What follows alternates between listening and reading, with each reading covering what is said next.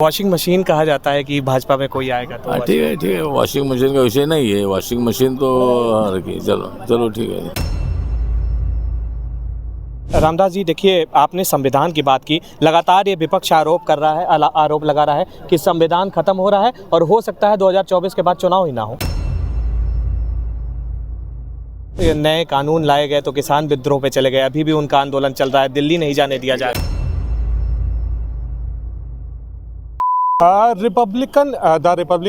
Republican Party of India ने आज बड़ी संविधान सम्मान रैली की और इसमें बतौर जो है मुख्य अतिथि केंद्रीय सामाजिक न्याय मंत्री रामदास अठावले जी उपस्थित हुए। हमारे साथ है, सीधे तौर पे उनसे बात करेंगे। रामदास जी, सबसे पहले तो स्वागत है आपका हमारे चैनल पे। हाँ, बोलिए जी।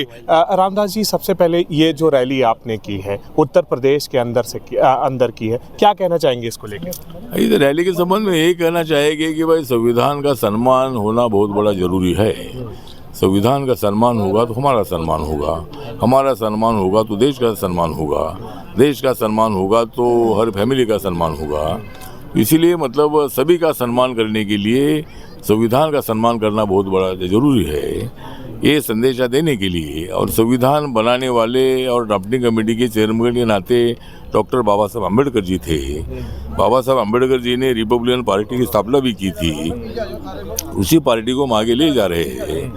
और दूसरा एक उद्देश्य ये था कि भाई नरेंद्र मोदी जी पर रोज अटैक होता है कि भाई ये संविधान विरोधी है, ये संविधान बदलेंगे, लेकिन ये भी हमको इसमें माध्यम से संदेश देना चाहिए था कि भाई नरेंद्र मोदी जी संविधान को मजबूत करने वाले आदमी हैं, जिन्होंने 2019 में संविधान को माथा टेकर शपथ ली है कि मैं संविधान का भारत खड़ा करूँगा, सर्वधर्म समभाव की भावना लेकर मैं सभी वर्गों को न्याय दूंगा। और आज उन्होंने इस तरह मोदी जी का परिवार, इसी तरह का उल्लेख लालू प्रसाद यादव जी ने किया था, तो बीजेपी के लोग लिखने लगे कि हमारा मोदी जी का परिवार है, लेकिन मोदी जी ने बोला है कि सारा भारत मेरा परिवार है। तो मतलब वो सभी लोगों को साथ दे जा रहे हैं और इसीलिए नरेंद्र मोदी जी संविधान को बदलने की कोशिश बिल्कुल नहीं करेंगे।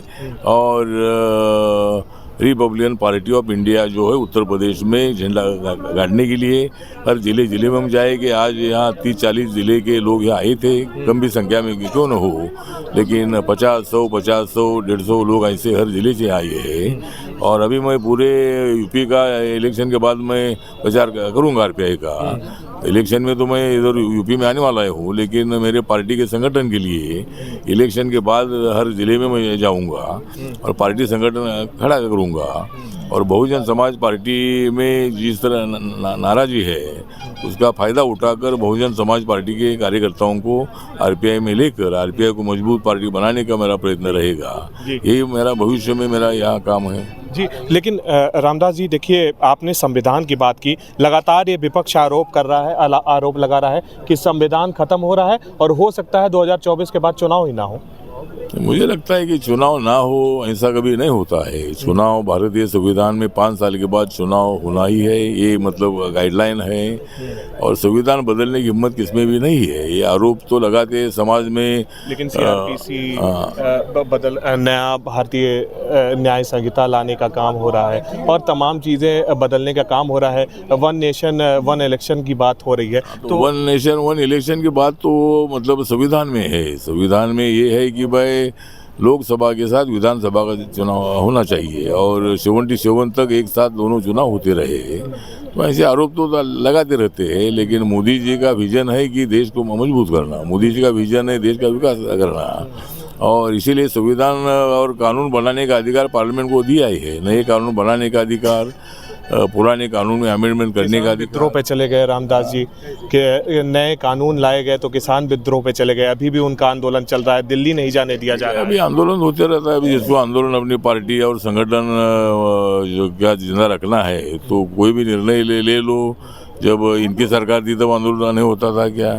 जब मनमोहन सिंह की सरकार थी तब आंदोलन नहीं होता था कि? अखिलेश यादव की सरकार थी तब तो यहाँ ज़्यादा दंगे हो गए उत्तर प्रदेश में। जी, लेकिन रामदास जी, आप लगातार कह रहे हैं आंदोलन पहले नहीं होते थे, अभी भी देखा जा रहा है कि तमाम आरोप लगा रहा है विपक्ष की। आपने मायावती जी का नाम लिया तो तमाम आरोप आ रहे हैं कि मायावती जी पे ईडी सीबीआई का डर है, इसी वजह से वो बी टीम कहलाई जा रही हैं भाजपा की। अभी क्या टीम कहलाने वो तो कह सकते हैं, अभी हर एक पार्टी को क्या निर्णय लेना अधिकार है, लेकिन ईडी और सीबीआई ये इंडिपेंडेंट यंत्रणा है, इसमें कोई हमारा सरकार का कोई संबंध नहीं है। जो जहाँ अनियमितता दिखाई देती है वहाँ ईडी इंक्वायरी के लिए बुलाती है, अगर कोई उसमें तथ्य नहीं है तो ईडी के पास जाकर बता सकते हैं। तो इसीलिए इसमें ईडी और सीबीआई से हमारा कोई मतलब नहीं है, हम कोई आदेश उनको नहीं देते हैं, वो पेपर के मुताबिक उनकी कार्रवाई होती है। वॉशिंग मशीन कहा जाता है कि भाजपा में कोई आएगा तो ठीक है, वॉशिंग मशीन का विषय नहीं है, वॉशिंग मशीन तो रखिए, चलो ठीक है। अच्छा, आखिरी सवाल रहेगा रामदास जी, देखिए यूपी में बताया जा रहा है आप भी एक सीट मांग रहे हैं, पहले से ओम प्रकाश राजभर और संजय निषाद को सीट नहीं मिल रही है, वो लाइन में है और काफ़ी नाराज़ भी चल रहे हैं ओम प्रकाश राजभर, तो क्या लग रहा है कि आपको एक सीट एनडीए या भाजपा देगी?